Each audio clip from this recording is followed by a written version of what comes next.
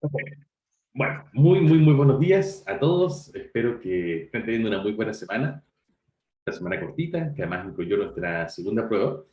Bueno, con eso damos por finalizada, con esa prueba quiero decir, damos por finalizada nuestra unidad de morfología, sobre todo la morfología léxica o derivativa, todo ese proceso de formación de palabras.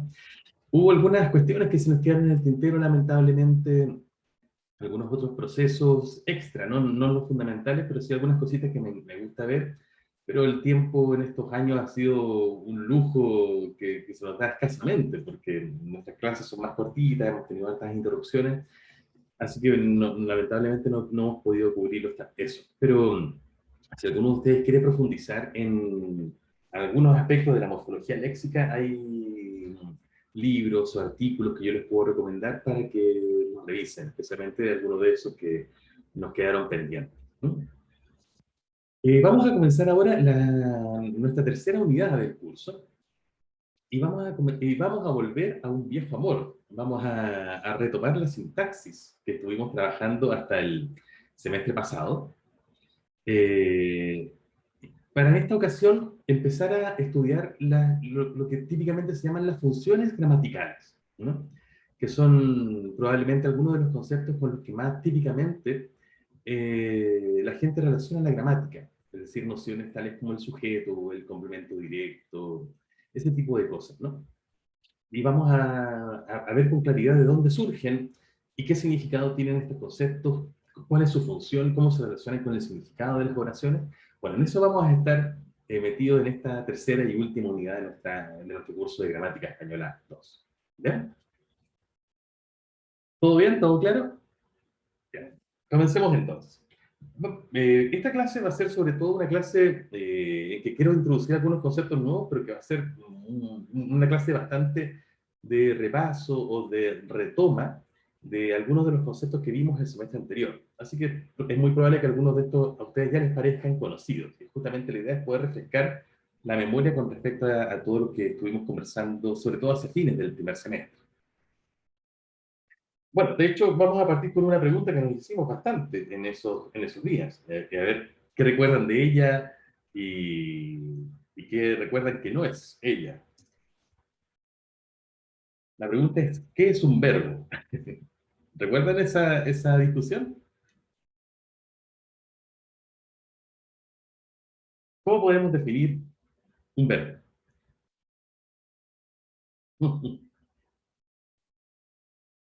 Ignacio nos dice que no se come, es cierto.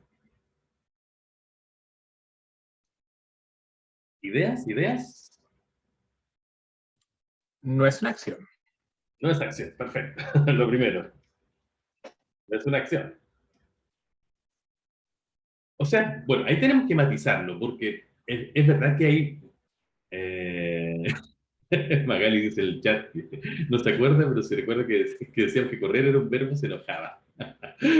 Ya, también lo vamos a ver eso. Pero primero, lo que no es una acción, en efecto. Bueno, eso hay que matizarlo, ¿no? Eso no quiere decir que haya una antonimia entre la idea de verbo y la idea de acción. Lo que quiero decir con esa declaración tan enfática que Benjamín reproducía es que no es la definición de un verbo, o no hay una equivalencia entre la idea de un verbo y de una acción. Pero eso no quita que efectivamente haya acciones que se puedan expresar verbalmente y que haya verbos que efectivamente equivalgan a acciones, ¿no?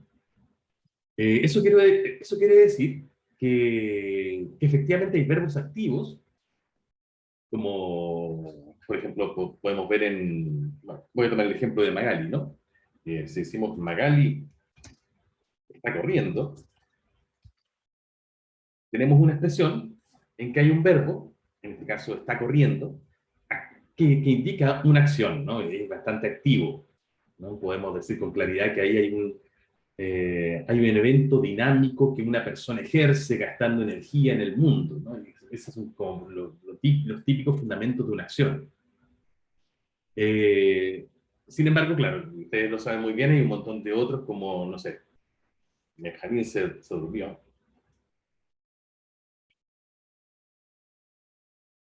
¿sí? Que claramente son bastante menos activos, ¿no? Hay mucho menos involucramiento intencional por una parte de Benjamín, probablemente no es lo que quería hacer, sino que más bien fue accidental o sin darse cuenta. No hay un gasto energético, sino más bien todo lo contrario, está como recuperando energía, ¿cierto? Entonces, eso es bastante menos activo. Benjamín, ¿tú tenías la mano levantada? Sí, que ahora me acuerdo de la palabra, que el verbo es predicación en una. Perfecto, vamos hacia eso. Pero antes, terminemos de dilucidar esto que ustedes ya saben muy bien, pero que simplemente dejarlo un poquito claro, ¿no? La no identidad entre verbo y acción. Entonces, en Magali está corriendo, sí, hay acción, en Benjamín se durmió, no, en, no sé, Ignacia tiene alergia, por ejemplo. Claramente el hecho de que Ignacia tenga alergia no es algo activo, sino que Ignacia no hace nada, sino que más bien lo padece. ¿Cierto? ¿Cierto que lo padeciste, Ignacia? Eh, bueno, claramente, ¿no? No hay verbos como correr, dormir, tener, estoy citando los infinitivos, que no son activos. Perdón, correr sí, pero dormirse y tener no, ¿no? Bueno, así que eso, claro. Hay verbos activos y verbos no activos, así que no hay una identidad ahí. En el chat ustedes dieron varios aportes, así que los voy a ir tomando. Claro. Magali me decía que correr no era un verbo.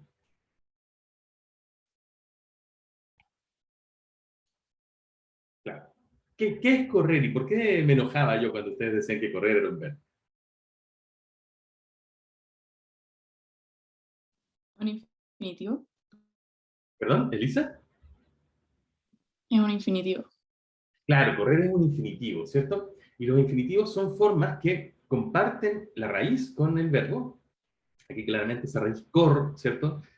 La comparte con corro, corremos, corriste, etcétera, y claramente da el significado léxico radical de la palabra, pero no es un verbo, porque le falta, bueno, aquí voy a combinar dos aportes, el aporte de Benjamín y el aporte de Antonio, que nos hacen el chat, y también el de Sofía, en realidad todos ustedes están apuntando hacia lo mismo, en que la diferencia entre correr y corrí, y que hace que correr sea un infinitivo, y que corrí, en cambio, sea un verbo, está justamente en la idea de la predicación, la cláusula y, como dicen Sofía también, la idea del sujeto, ¿no? Benjamín, ¿a qué te refieres con que el verbo tiene que ver con la idea de predicación?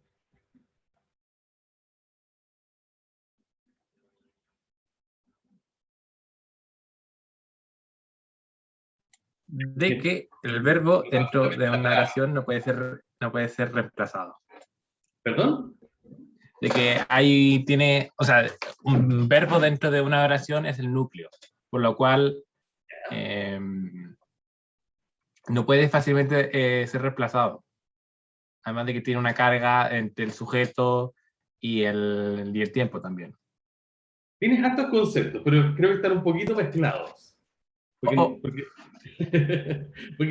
vamos, porque creo que todo o casi todo lo que dijiste es cierto, pero tenemos que apuntar hacia la idea de predicación. Recordemos de qué se trata eso. Y que tiene que ver con algunas de las cosas que dijiste, en efecto. ¿Qué significa eso de predicar y por qué es importante?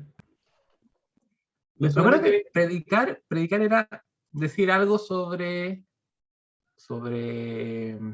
era, no era comunicar, sino decir algo sobre Estás muy cerca. algo, no sé, como ¿así? En efecto. Es como decir algo como, hey, eso está muy caliente. Por ejemplo, súper bien. De eso se trata. La reflexión que nosotros hacemos, que voy a retomar acá, aunque a pesar de que la he dicho muchas veces, es la siguiente.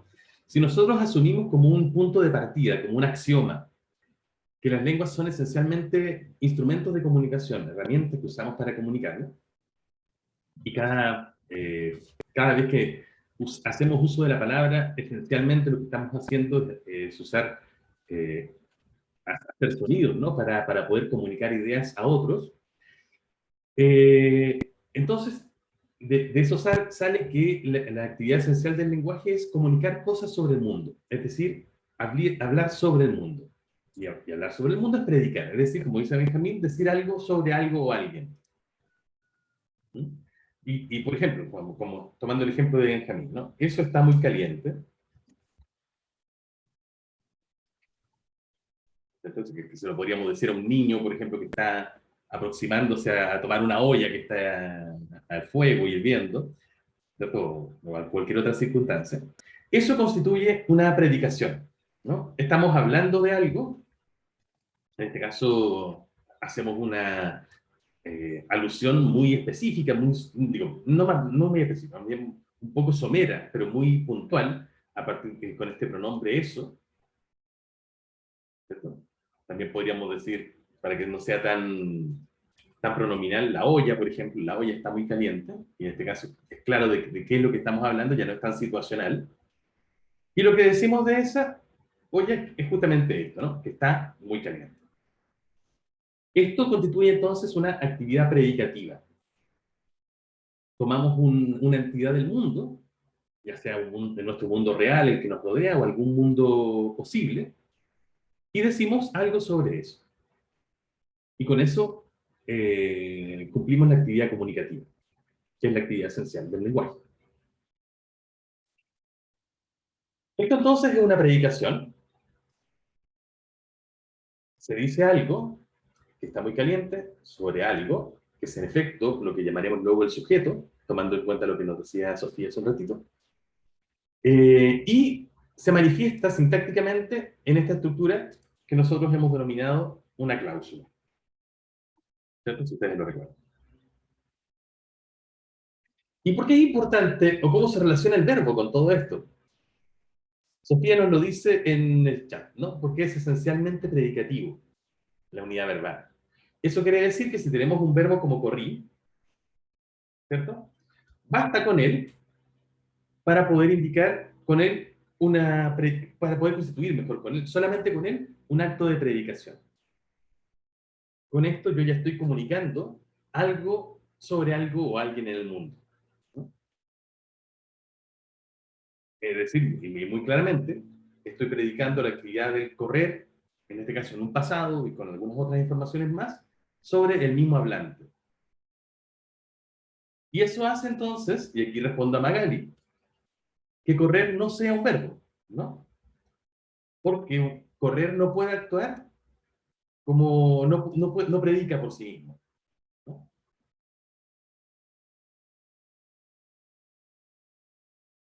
No constituye entonces una cláusula y no habla o no dice algo sobre alguien en el mundo. Ya, entonces, resumiendo estas ideas que probablemente ustedes recuerdan o recordarán un poquito a trozos, ¿cierto? La actividad esencial para lo que usamos el lenguaje, ¿cierto? Es comunicar, ese es nuestro axioma, ese va a ser nuestro punto de partida. Cada emisión lingüística, entonces, habitualmente nuestras emisiones lingüísticas, entonces, tienen como fin comunicar, predicar, es decir, decir algo sobre algo o alguien en el mundo, y nuestras predicaciones típicamente se expresan a través de un verbo, o a través de un verbo y elementos que la rodean, ¿no? Por ejemplo, corrí ya es una cláusula, ya constituye una predicación, pero podemos ser más expresivos que esto, ¿no? Porque si bien corrí ya constituye una predicación y una cláusula, lo es en un sentido bastante escueto, ¿no? Es una cláusula muy cortita. Y si solamente nos comunicáramos de esa manera, nuestra habla sería muy poco expresiva, muy poco telegráfica.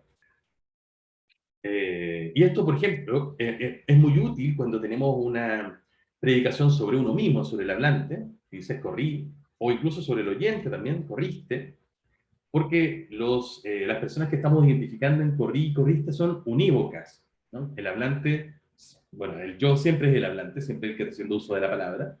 Si digo corriste, siempre se refiere al oyente, al interlocutor que tengo frente a mí. Pero si digo corrió, hay la referencia de quién estoy hablando, de quién estoy diciendo este evento, en este caso si una acción, es muy vaga, ¿no? Porque puede ser cualquier entidad en el mundo, cualquier persona del mundo que no sea ni el hablante ni el oyente, excluidos esas dos, ¿no? Entonces aquí sí tenemos que precisar un poco más quién lo hizo. Podríamos poner perfectamente aquí, ¿cierto? Benjamín. Benjamín corrió, Entonces se nota que es una persona muy atlética, yo lo veo de acá, ¿no? Benjamín. Y podríamos también tener alguna otra, y con eso ya tendríamos, perdón, una cláusula bastante más completa, ¿no? Y sin embargo, también podemos expresar en esta cláusula, en esta predicación, algunas otras circunstancias, ¿no? Por ejemplo, cuándo lo hizo, me ocurrió ayer, por la mañana, por ejemplo, dónde lo hizo, en el parque, podríamos indicar incluso su trayectoria, ¿no? Desde la esquina hasta la fuente, cuánto tiempo le tomó hacerlo, durante cuánto tiempo corrió, ¿no? Durante 3 horas, se ve que es una persona atlética. Eh, la manera, eh, en compañía de quién lo hizo, es decir, podemos hacer cláusulas bastante más complejas, ¿no? Y nos quedaría algo así como, Benjamín corrió ayer por la mañana en el parque, desde la esquina hasta la fuente, durante 3 horas, de manera muy intensa con su perro, ¿no? Y tenemos varias informaciones ahí, algunas más nucleares, por supuesto, y otras más accesorias, ¿no? Pero aquí tendríamos entonces una cláusula. Bueno, tan cláusula es esto, perdón, como simplemente corrí, eso también es cláusula.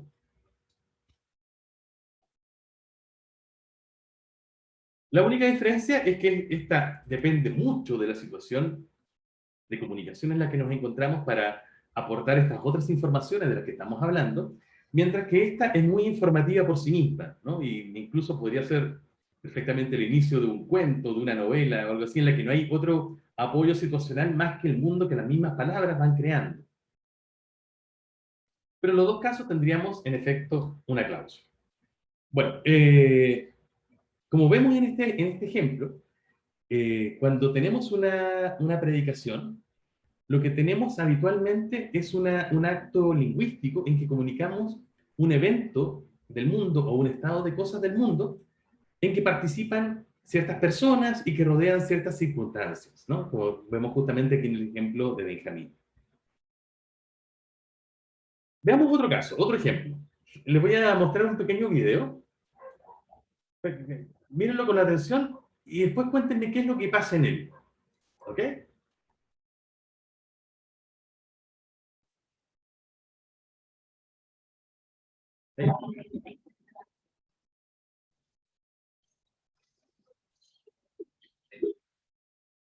¿Lo vieron?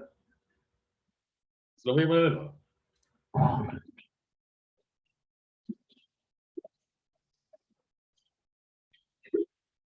Y hay una última vez, solo para reírnos un ratito.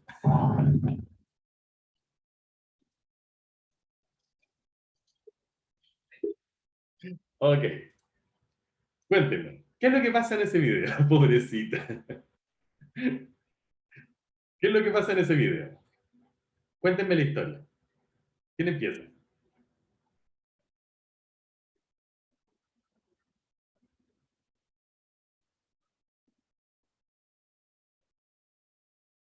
Ya, voy a ir poniendo lo que me ponen en el chat, ¿no? Una niña camina hacia el mono de nieve. Así comienza, súper. Ignacio, voy a hacer caso omiso del comentario de Ignacio, ¿eh? Ya, una niña camina hacia el mono de nieve. ¿Qué pasa después?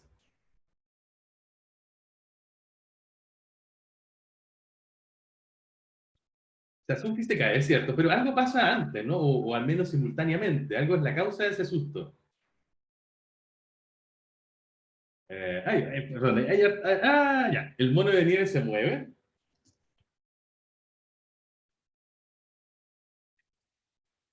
Se mueve y la asusta, ¿cierto? La niña se cae. El coso es... ¿Y qué pasa al final? Porque tenemos hasta el momento una niña camina hacia el mono de nieve se mueve y la asusta, la niña se cae. Vamos a cambiar aquí mono por muñeco, solamente para variar un poquito. los adultos la observan y se ríen. Por supuesto, porque son adultos. Súper. Ahí tendríamos posiblemente una descripción que nosotros podríamos hacer de este pequeño video, ¿no? Si se lo quisiéramos contar a alguien o lo pusiéramos en la descripción de, no sé, de alguna página web como subtítulo o algo así para el video, ¿no? Y aquí tenemos en realidad un texto conformado por varias cláusulas, conformado por varias oraciones también, que transmiten cada una de estas diferentes predicaciones, ¿no? Diferentes eventos que ocurren en el mundo o estados de cosas que ocurren en el mundo. El primero, una niña camina hacia el mono de nieve. Ahí tenemos una primera cláusula, ¿no? Estamos hablando de la niña y el evento que describimos es que camina. Y aquí tenemos también otra circunstancia, ¿no? Que es la dirección hacia la que está caminando. Tenemos entonces un centro predicativo, que es el verbo, ¿cierto? Que ya de por sí nos estaría transmitiendo la parte central del evento del que estamos hablando, pero dado que se trata de un video, queremos ser, y yo les di la instrucción de que fueran lo más explícitos posible, lo más detallados posible en su descripción, no nos basta con esto, sino que ustedes especifican que se trata de una niña la que camina y la dirección en que lo hace, perfecto. Y eso constituye entonces la primera predicación, el primer acto del cual, con el lenguaje queremos dar cuenta. Luego indicamos que hay un muñeco de nieve, claro, que se mueve. Ahí tenemos una segunda predicación, el muñeco de nieve se mueve.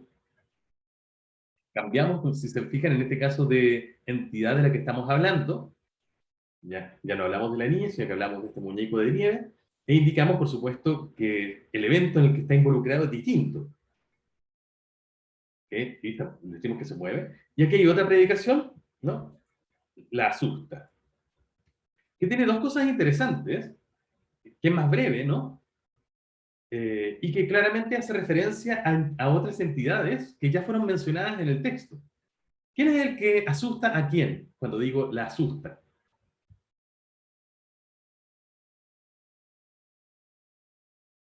Ignacia me pregunta por la I. Vamos a volver sobre eso en un momentito. Claro, Elisa me dice muy bien, ¿no? Que el que asusta es el mono de nieve y la asustada es la niña, ¿cierto? ¿Dónde está el mono de nieve aquí en la asusta? ¿Y dónde está la niña?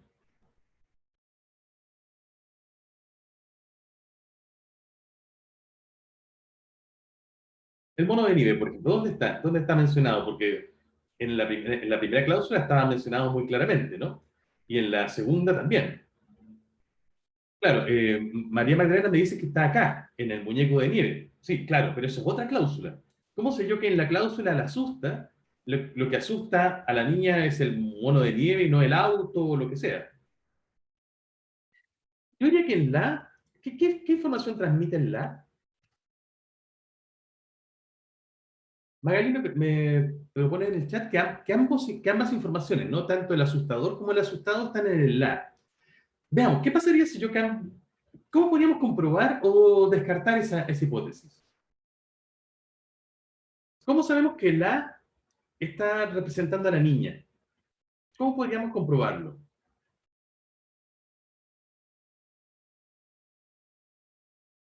El género, de hecho, podría ser una muy buena pista, ¿no? Porque la es un pronombre, eso lo veremos luego, pero está conjugado justamente, está flexionado, ¿no? Con un morfema de género. Y la podría ser, de hecho, podemos decirlo asusta, o también de número, ¿no? Los asusta o las asusta. Si decimos la asusta, como decíamos acá, se refiere claramente a una entidad femenina, ¿no? Y las entidades femeninas que hemos mencionado hasta el momento, o las que son relevantes en nuestro contexto, solamente parece que hay una, que es la niña. De hecho, si el mono de nieve estuviera involucrado en este la, como es masculino, no podría aparecer de esta forma la, sino que tendría que aparecer como los. De hecho, los asusta podría involucrar tanto a la niña como al muñeco de nieve. en un mundo fantasioso, ¿no? Que postulemos que los muñecos de nieve pueden asustarse, podríamos, si el video hubiera sido distinto, y hubiéramos visto que el auto, por ejemplo, de repente se sube a la vereda, y tanto el mono de nieve como la niña pegan un respingo, no habría sido raro decir, el auto los asustó, ¿cierto? Y ese los podría involucrar tanto a la niña como al muñeco. Pero el la, ¿cierto? Entonces involucra solamente a una entidad de género femenino y la única que tenemos presente hasta el momento es la niña, ¿cierto? Así sabemos que el la representa a la niña. ¿Ignacia? Sí, profe, disculpe, en los casos de oraciones agramaticales, igual se puede hacer todo el análisis de cláusula. Porque, por ejemplo, usted, cuando puso el ejemplo de A ver, cuéntame. los asusta, y dijo, podría ser el auto, en estricto rigor no es muy gramatical la frase en el sentido de que nunca el auto había sido mencionado antes, entonces decir los asusta de repente es bastante extraño y no suena bien. Igual se puede hacer un análisis de la cláusula en ese caso. Ah, qué interesante. Dice tantas cosas interesantes. En realidad, el auto los asusta no es una frase gramatical. De hecho, ¿por qué yo digo que el auto los asusta? No es gramatical, sino que está bien formado. Ahí lo dije también.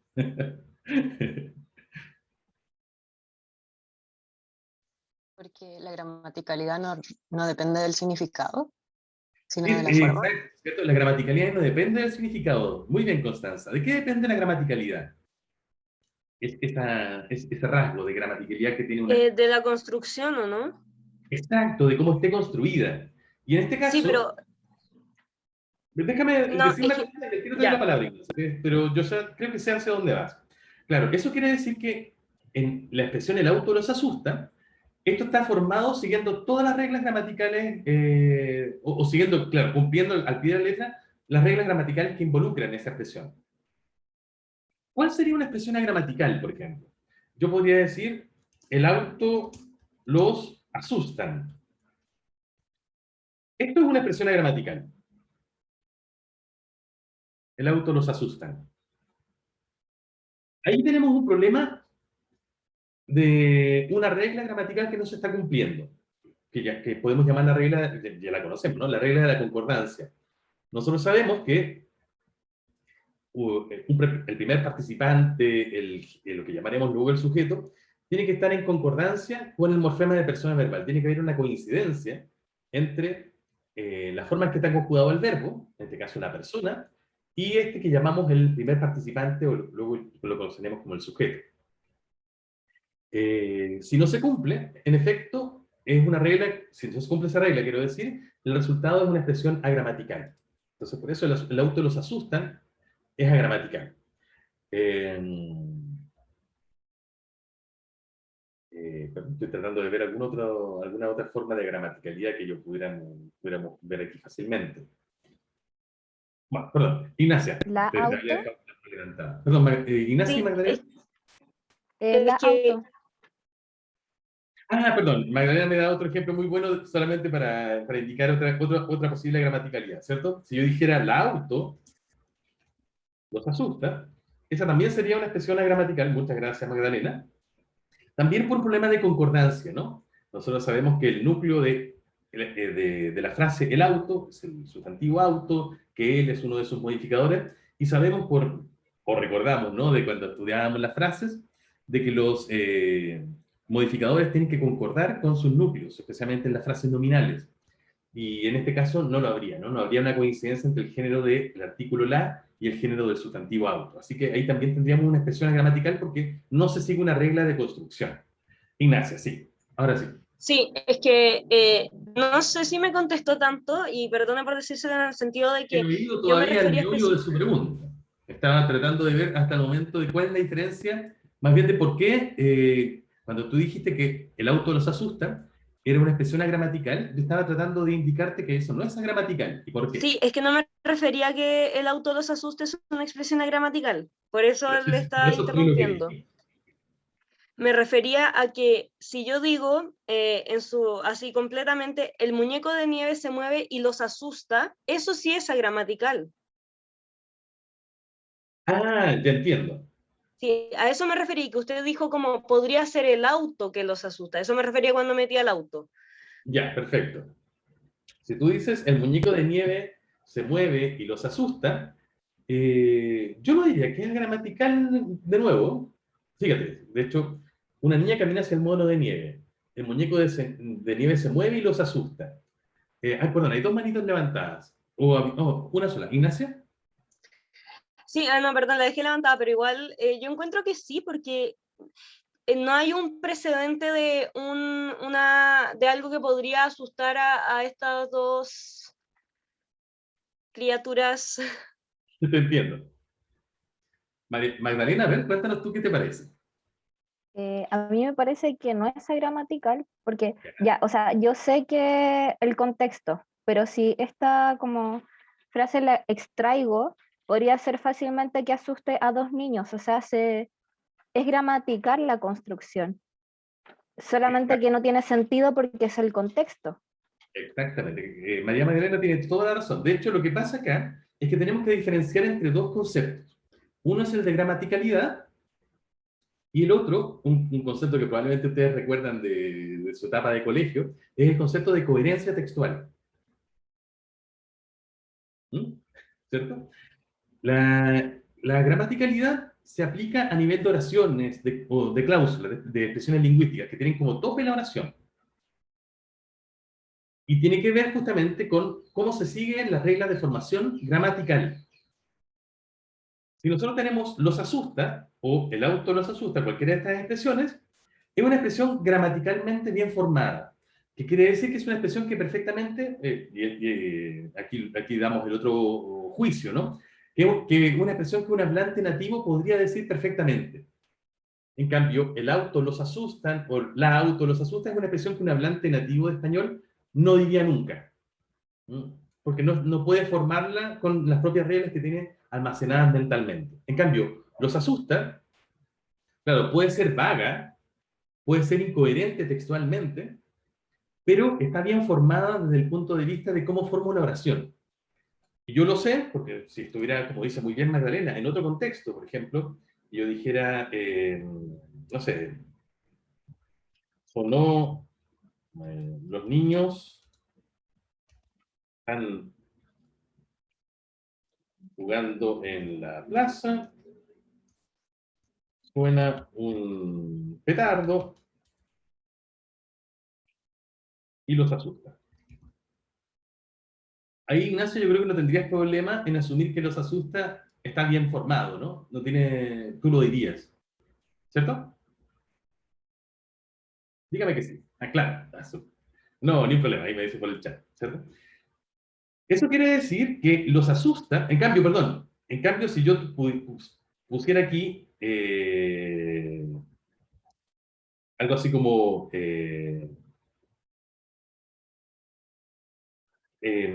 suena un petardo y los asustan, eso sí que probablemente no lo dirías, ¿no? Los niños están jugando en la plaza, suena un petardo y los asustan. Eso sí seguiría siendo gramatical. ¿Se fijan? Independientemente de que yo haya puesto otro contexto.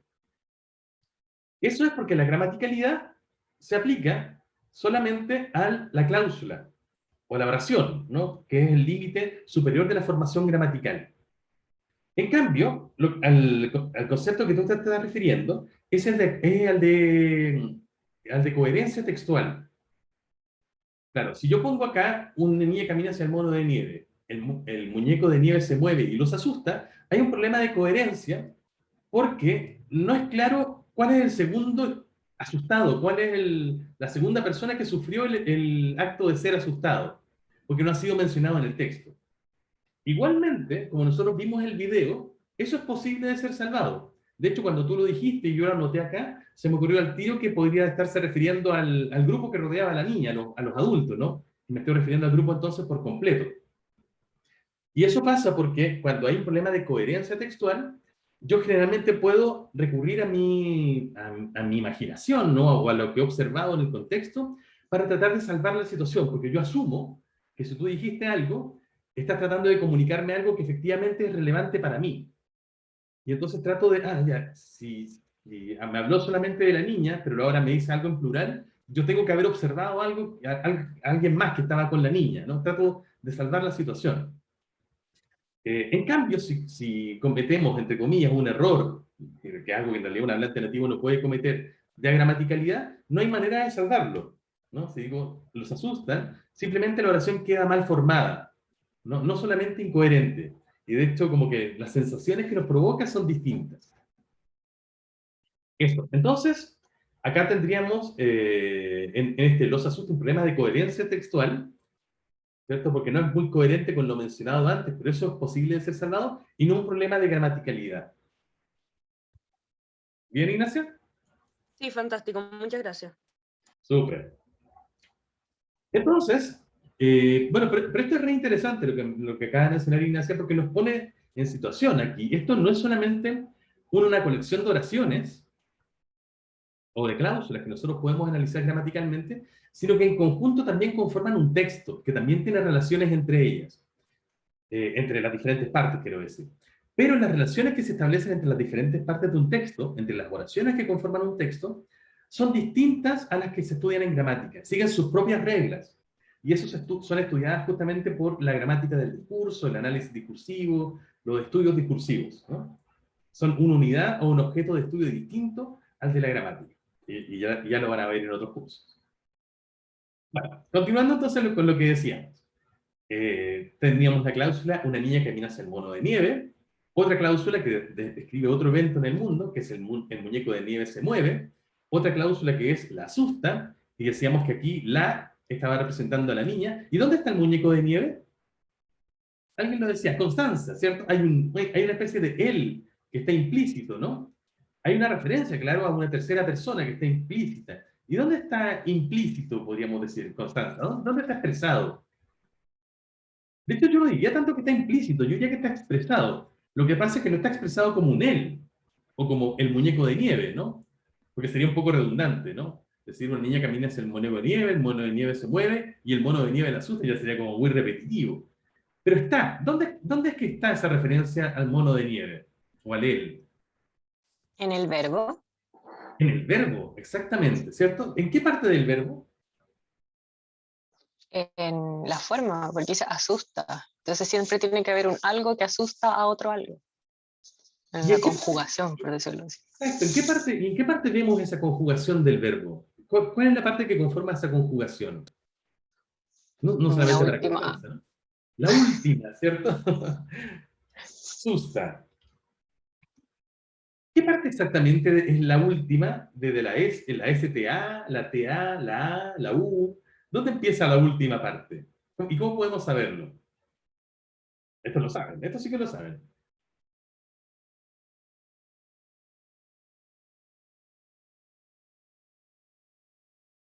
Ignacia nos dice que es Asus, pero eso sería más bien la primera parte, ¿no? ¿Cuál es la última parte? La A. Ignacia haría una separación entre Asus y A. ¿Y A tú me dirías que en A está el muñeco de nieve, Ignacia? No, pero usted pidió separar la cosa, entonces yo le separé la cosa. Me separaste la cosa, ok. Ya, yo afirmo entonces que en esta A es donde está el muñeco de nieve. Es la A la que hace referencia al muñeco de nieve. ¿Cómo podríamos comprobarlo? ¿Quién me apoya en mi hipótesis? ¿Y quién me da testimonio de demostración? Si A ver, Ignacia. cambio, Perdón, Magdalena. Magdalena, y perdón, Ignacia ya hablaste mucho. Vamos con Magdalena. si cambio la conjugación, ¿Ya? si se mantiene la gramaticalidad, o sea, no sé, si se mantiene la coherencia quizás, si cambio la conjugación, A ver, no entendí muy bien. ¿Me lo repites, María Magdalena? a ver, si cambio la por otra letra, si sigue siendo Por otra posible forma de que la ahí esté conjugación, el ¿cierto? muñeco de Eso nieve. estaba muy bien. Cambio la A por otra letra que implique otra forma de la conjugación, ¿cierto? ¿Qué pasa entonces? Habría que comprobar si sigue siendo posible entender que ahí está el muñeco de nieve. Perfecto, qué súper linda el método de comprobación, ¿cierto? Yo digo que en la A está el muñeco de nieve, porque quiero decir que cuando digo asusta, yo entiendo que es el muñeco de nieve el asustador. Súper. ¿Qué pasa si cambio esta terminación en vez de a la terminación e, por ejemplo? Asusté. Y digo entonces, una niña camina hacia el mono de nieve, el muñeco de nieve se mueve y la asusté. ¿Sigue siendo el muñeco de nieve el asustador? ¿No? Claramente no. ¿Quién es el asustador cuando digo el muñeco de nieve se mueve y la asusté? Un yo, ¿cierto? El hablante. Así que, claramente, Magdalena nos dio la clave, ¿no? Cuando cambiamos de por qué en la A está el muñeco de nieve. Porque si cambiamos esa A por otra terminación, correspondiente a otra forma de la conjugación, el muñeco de nieve desaparece. Ya no es el asustador. Así que, en efecto, ahí es donde está. Bueno, entonces teníamos la cláusula, en la primera cláusula, una niña camina hacia el mono de nieve, una segunda, el muñeco de nieve se mueve, una tercera, la asusta, una cuarta cláusula, la niña se cae, ¿cierto? En que también hablamos de alguien en el mundo, volvemos a hablar de la niña y decimos algo que le pasa. Luego, los adultos la observan, ¿cierto? Otra cláusula. Y otra última, final, los adultos se ríen. Aquí también tenemos a los adultos no mencionados explícitamente en una frase, ¿no? Probablemente porque están muy cercanos, pero igualmente mencionados en la conjugación, ¿no? Está en plural. Y claramente está haciendo alusión a los adultos, ¿no? También por una cuestión de cercanía textual. Ahí también hay una coincidencia en el texto y la gramática. Tenemos entonces en total 1, 2, 3, 4, 5, 6 cláusulas que conforman este mini texto, ¿no? Que describe este video que acabamos de ver.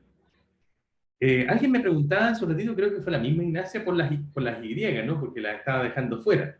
Eso es porque estaba solamente haciendo una separación o un análisis de aquí de este texto en cláusulas. Y en efecto lo que identificamos aquí fueron las cláusulas que conforman este texto. Pero hay algunas de estas cláusulas que son oraciones y hay algunas cláusulas que no. ¿Recuerdan cuál es la diferencia entre cláusula y oración? Pregunta de examen, ¿se acuerdan? ¿Cuál es la diferencia entre una cláusula y una oración? Que La una era cláusula, independiente, Magdalena, a ver. que una funcionaba de forma independiente y no estaba como, la flechita no apuntaba a otro lugar que no fuera dentro de su propia construcción. Súper, súper, súper, súper. Exacto. Claro, las cláusulas hacen referencia a... son la manifestación lingüística del acto de la predicación, ¿cierto? Son la manifestación sintáctica de un evento en el mundo, de algo que pasa en el mundo. ¿No? Y eso fue justamente lo que fuimos separando aquí, ¿no? Un montón de cláusulas, es decir, un montón de eventos o estados de cosas en el mundo. Pero algunas de ellas son independientes, y querría decir que si hacemos un análisis, todas las flechitas, como dice Magdalena, serían internas, y no había ninguna flechita hacia una parte externa, pero hay algunas en que no. De hecho, acá el muñeco de nieve se mueve y la asusta. Son dos cláusulas, porque representan a dos eventos distintos en el mundo, pero no son independientes, sino que ambas cláusulas están relacionadas entre sí por este núcleo, ¿no? Por esta conjunción. Entonces, conformarían una oración más grande. Una sola oración que involucra las dos cláusulas y coordinadas por este núcleo conjunción. Lo mismo en el último, ¿no? Los adultos la observan y se ríen.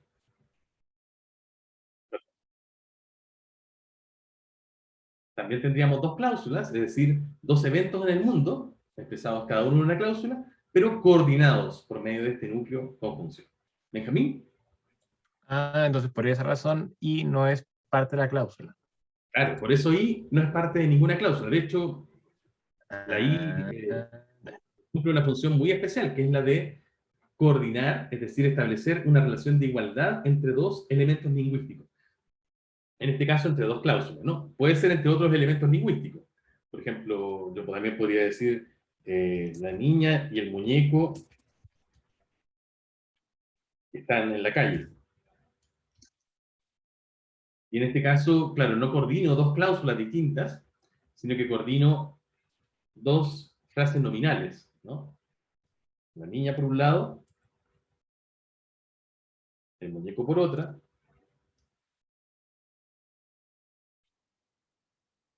y muestro de esta manera que ambos tienen el mismo estatus lingüístico, que ambos corresponden a frases. ¿Magdalena? Si cambio, los adultos la observan y se ríen, el y lo cambio por una coma, ¿cómo queda? Podría ser por una coma, también podría ser por un punto, de hecho, perfectamente. Yo preferiría el punto, porque la coma es ahí un poco confusa. Yo prefiero el punto justamente para marcar que ahí tendríamos una separación en dos oraciones distintas. Ah, ya. Tengo que hacer los acomodos ortográficos, por supuesto. Y perfectamente puede ser. Los adultos la observan, se ríen. Quedaría un poco más, quizás como muy separada, un poco más telegráfica, pero es perfectamente posible, perfectamente gramatical y bien formada incluso textualmente. Así que ahí no habría ningún problema. Lo único, y de hecho, es muy bueno el ejemplo que me das, Magdalena, porque me sirve para ver que la manifestación o la expresión de los eventos en el mundo quedó igual. Las cláusulas quedaron igual. Se ríen sigue siendo una expresión de algo que pasó en el mundo. Los adultos lo observan, sigue siendo la expresión de algo que pasó en el mundo. Lo único que perdí aquí fue la conexión entre estos dos eventos, que en la anterior forma aparecían un poco más ligados, ¿cierto? Formando parte de una misma oración, y acá un poco más separados, cada uno en su propia oración. Pero siguen siendo perfectamente gramaticales, siguen dando cuenta de lo mismo, así que no hay ningún problema con eso. Creo que Benjamín, ¿querías decir algo? Sí. En la búsqueda de leyes generales, esto ocurre, esto de que la I no es parte de la cláusula, ¿ocurre solo con la I o con otros conectores también? Con todas las conjunciones. Todas las conjunciones. Y te voy a pedir que repases ese contenido del semestre pasado, cuando hablábamos de las conjunciones, ¿ok? Y de la relación de coordinación. Hecho, dale una miradita, pero pasa justamente con todas las conjunciones, como por ejemplo, o también, Claro. la conjunción disyuntiva, o incluso, algo que veremos, porque no alcanzamos a verlo con mucha profundidad el primer semestre, con el pero, que también es un tipo de conjunción, la que llamamos adversativo. La veremos. Oye, también podríamos hacer el camino contrario, no al que nos indicaba Magdalena. De hecho, yo puedo transformar este texto en una sola gran oración. De hecho, podría ser algo como una niña camina hacia el mono de nieve y el muñeco de nieve se mueve y la asusta y la niña se cae y los adultos la observan y se ríen. ¿Se fijan que yo también podría hacer eso? Y seguiría siendo gramatical. Y aquí tendríamos en realidad un texto, si hago eso, formado por una sola oración. Porque estarían todas conectadas, ¿no? Por medio de estas conjunciones. Este es como el típico discurso de niños, ¿no? Es como el del Chavo del Ocho, no sé si lo alcanzaron a ver cuando el Chavo invita a jugar a sus amigos y le dice, es que nosotros éramos, no sé, astronautas y salíamos y luego, es como el típico discurso de niño, ¿no? Que usa la I como el único elemento que sirve para enlazar cláusulas, ¿no? Es algo, por supuesto, un poco burdo, pero perfectamente se puede hacer, y entonces ahí tendríamos como resultado una sola gran oración. Por supuesto, una habla más refinada, este tipo de cosas, de elementos de unión se van alternando, ¿no? No se usan siempre los mismos, ni tampoco solamente la I, ¿no?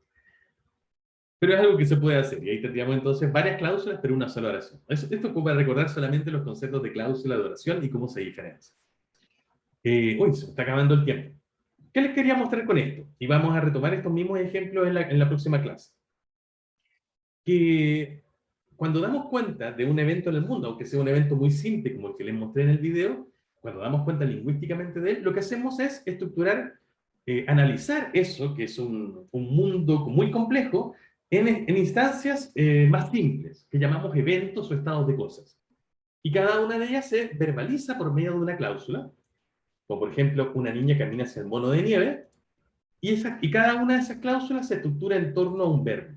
Camina, se mueve, asusta, se cae, observan, se ríen. Y esos son sus elementos centrales, esos verbos que forman parte, que son esencialmente la predicación y que constituyen entonces el núcleo de cada una de sus cláusulas.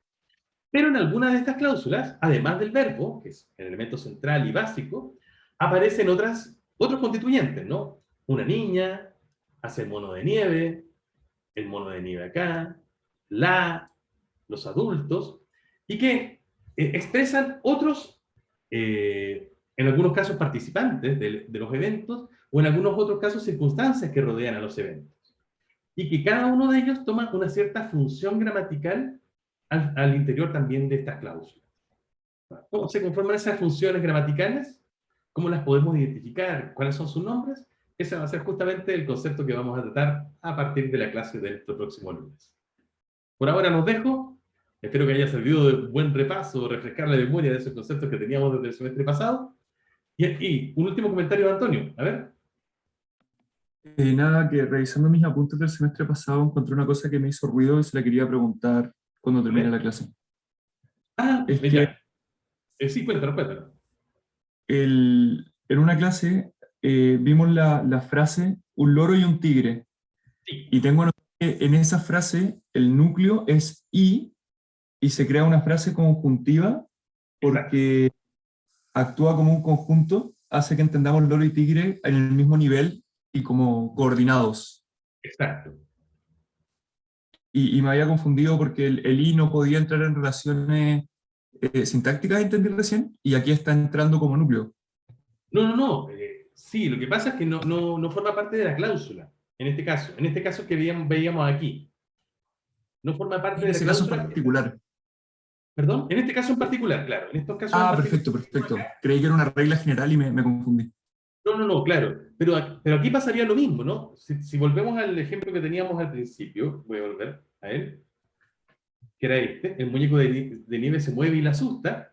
Igualmente aquí la I está cumpliendo una función gramatical, que es la función de ser núcleo, que coordina al muñeco de nieve, al muñeco de nieve se mueve por un lado, a la asusta por otro, los coordina, es decir, dice que son elementos del mismo nivel, que forman parte del mismo conjunto, y forman entonces esta frase conjuntiva, que es al mismo tiempo una oración.